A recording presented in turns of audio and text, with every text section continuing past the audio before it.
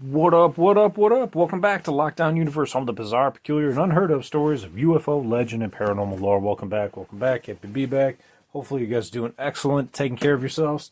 Today we've got a great story about Bigfoot roaming the West Yorkshire countryside in the United Kingdom. Now, we've heard lots of crazy stories coming out of the United Kingdom and different reports of different species, and I'm going to talk about those in just a second. But first, I want to introduce you and reintroduce you to my dais of cast and crew. We've got the Dead Kitty.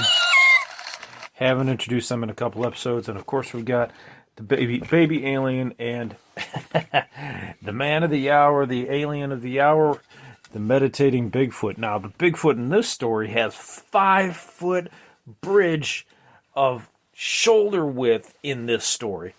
5 feet across, or, for you listening in the UK, that's probably about 3.5 meters, some shit like that. I'm not 100% sure. But anyway, so 5 feet across and 8 to 9 feet tall. How many friggin' pounds does that gotta be? A whole shitload. That's bigger than a NFL linebacker. That's bigger than an NBA player. Put together. That's a whole lot of Big Macs and shakes you gotta drink and eat to get that damn big, my friends. So anyway, what the hell's going on with these stories? Well, UK. I've done a lot of stories and podcasts about the UK. Everything from little green men abducting people to reptilians to mantids. Even stories about little blue gorilla-like creatures with a hood on that abducted this man Peter Curry more than 20 times in his life. And they paralyze him every single time, and they say, hey, it's going to be fine. We're going to take you. It's going to be just like last time. And he's like, what the hell are you talking about last time? He doesn't even remember because he has to go through hypnotic regression to even remember this stuff. But it's really weird to think about all these different aliens that are there.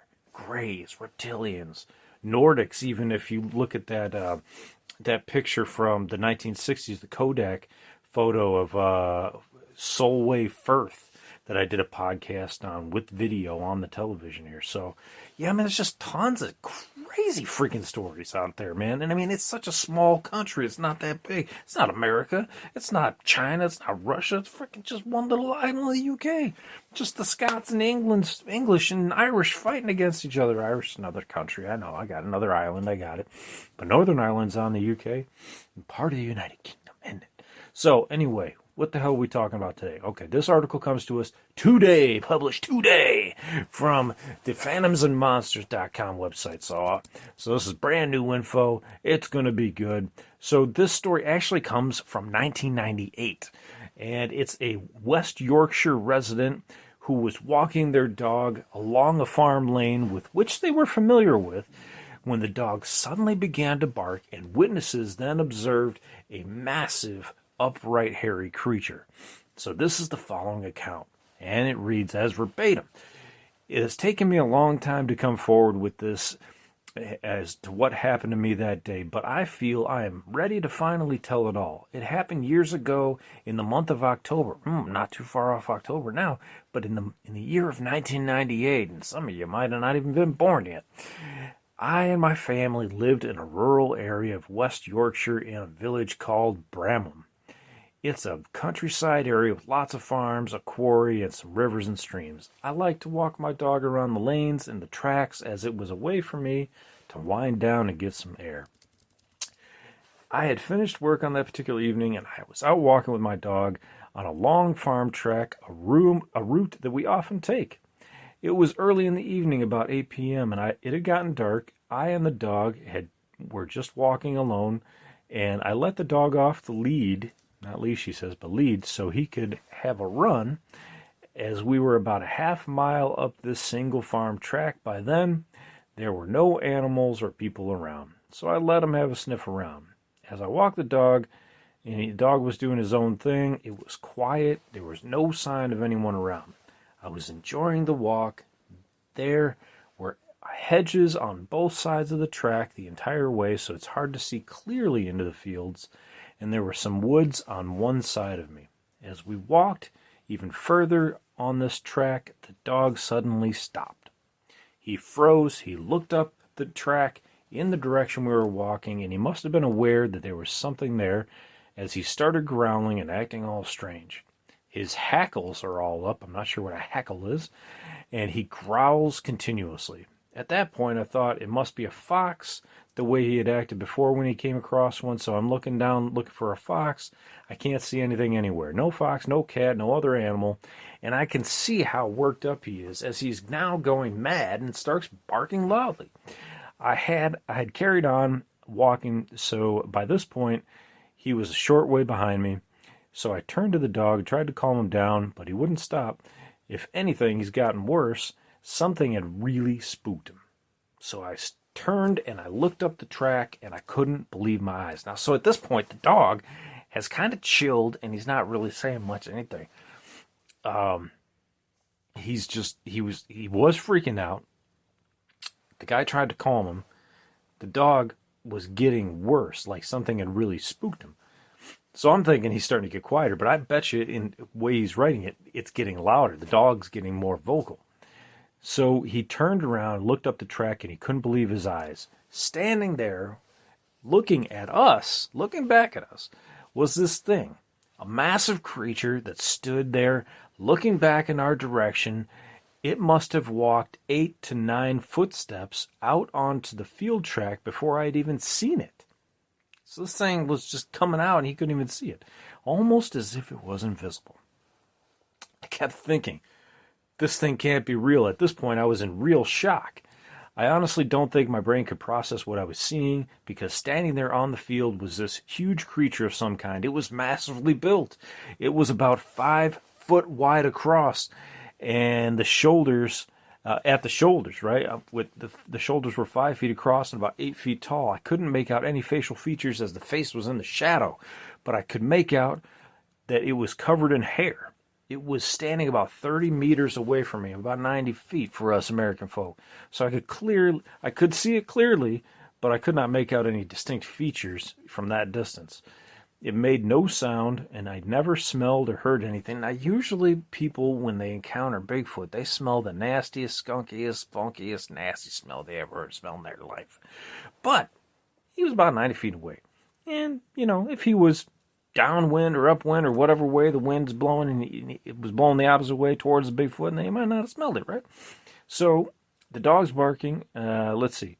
To my disbelief, at the moment the dog runs straight towards it, the dog's barking as he runs in its direction. I can't imagine it would do that. But the dog stopped about 15 meters away from this thing, and he was clearly scared and just didn't know how to react. My own dog's looking at me as I'm talking about this, almost like there's some quantum entanglement, and he knows what's happened with that dog.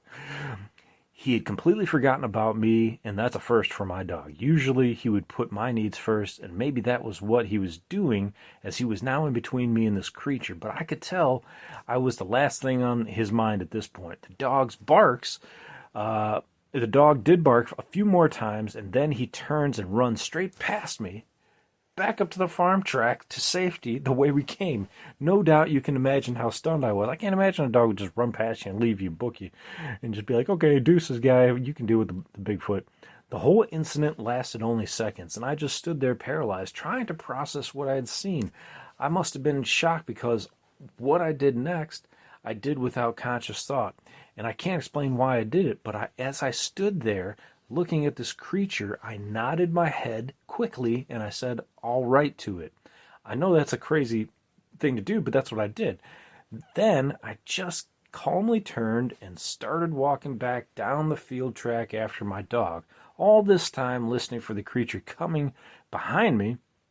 I was completely shitting myself, and I think I acted without thinking, as I never looked back up the track until I got to the dog, and I couldn't see anything in the field anymore when I did.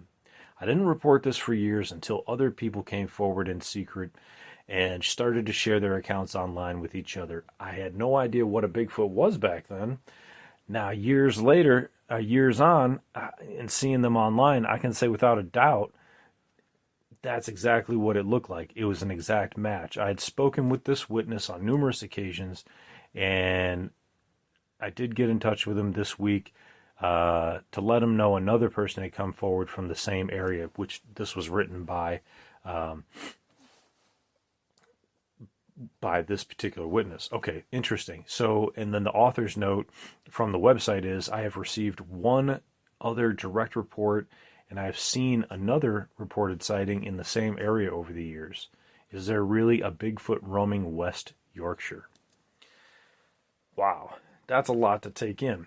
I wish there was a UFO or a spacecraft in this story, or the thing spontaneously disappeared, or it had yellow or red eyes. Maybe it did. Maybe he just couldn't see it from the way the light was angled, or maybe there was no moonlight angled. It sounds like they were out at night. Sounds like it was dark, and he wasn't able to capture all of the detail. But he could capture the deep detail of this thing, and the fact that he was out on a farm country road. Nobody's out in this area. Nobody lives in this area. No reason for somebody to dress up and pretend in this area. And no reason for a Bigfoot really to be out in this area unless it was a forested area. Although he did say that there were some trees to his side on one side of the country road. Now, his dog had never freaked out like this, except for when there was a fox around. The dog did run up to this thing within 15 meters and then booked it past the guy. Maybe the dog got within distance enough to see exactly what this thing was. And maybe this thing was able to telepathically communicate with the dog and say, hey, man, I don't want nothing to do with you, dog. I'm just chilling. I'm a Bigfoot. I'm a Sasquatch, and I'm going to eat my beef jerky like I do in the commercials. I don't know. But all I know is that the Bigfoot species in general never puts any human into a hypnagogic trance, right? Hypnotic trance. They don't abduct them. The only time I've ever heard of an abduction with a Bigfoot is when they've physically taken a person when they were sleeping in a sleeping bag and took them back to their camp. Now I did another podcast about that. If you want to look it up, you can. Just type in Bigfoot. I'm sure you'll pop up 10 different Bigfoot stories in my podcasts. But when it comes to this story, I think it's interesting. It did happen in 1998, so it's been 25 years. That's a long time. There have been more recent stories. There have been stories in Florida with the skunk ape in 2000 with the photographs of this entity, this skunk ape that looks kind of like a black chimpanzee with what is reported as a white stripe going down the back. And it didn't look like any monkey I've ever seen or primate I've ever seen. But there's lots of primates out there. But there's been a lot of Bigfoot stories that have happened in Washington State and up in the Redwoods area of California and Oregon in the western side of the United States. So, and these Bigfoot, they bump into people's cars while they're driving. They appear out in the forest. Sometimes they even appear as a translucent entity that's in the trees, as I reported in one of my most recent podcasts, where a woman saw an entity in the trees when she was walking with her dog. And this thing, she could see it. She could see that it was kind of translucent, and it was like looking around the tree at her to see if it was looking at her. And she was like, okay, well, I'm going to get the hell out of here, just the same as this gentleman here in the UK. Are there different aliens in the UK than the United States?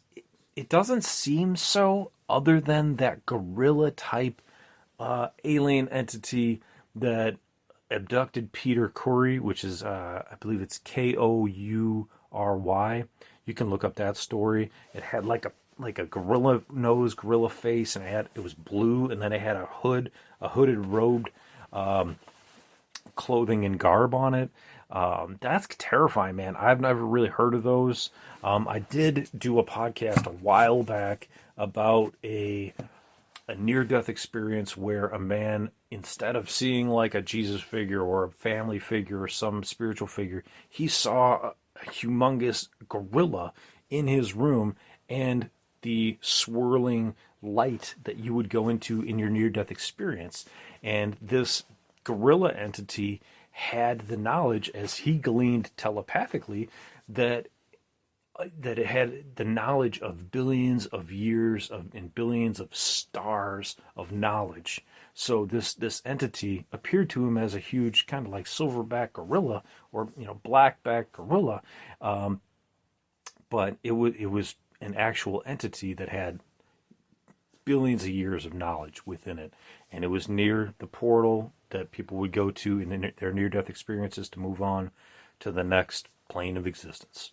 And he communicated with this being, and it told him to kind of go through the light and talked to him and engaged with him and throughout his near-death experiences. I did do a podcast about that. Go back and listen to it because that's fascinating. That was honestly one of my favorites. Maybe I'll even try to put a link in the description here so you can go back and listen to it. That's an audio podcast, not a video, but it is fascinating.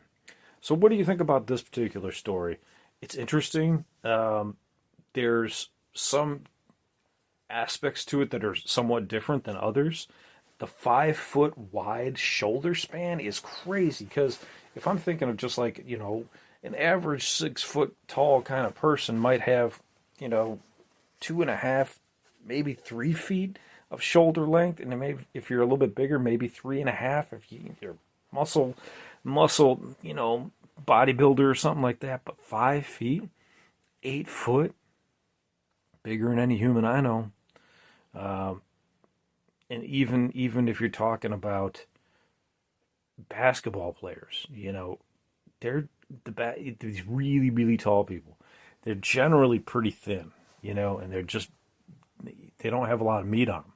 So for this thing to be as big as it was, scare this dog, I mean, it's an interesting story. And there's been other witnesses. If it's just one person, then it's kind of like, okay, well, fine, great story. But once you become witnesses, it makes it a lot different. So anyway, I'll let you guys go. I'm really enjoying bringing you these podcasts. I was sick for a week, so I apologize. I had like zero energy, so that's why I was out for a little bit.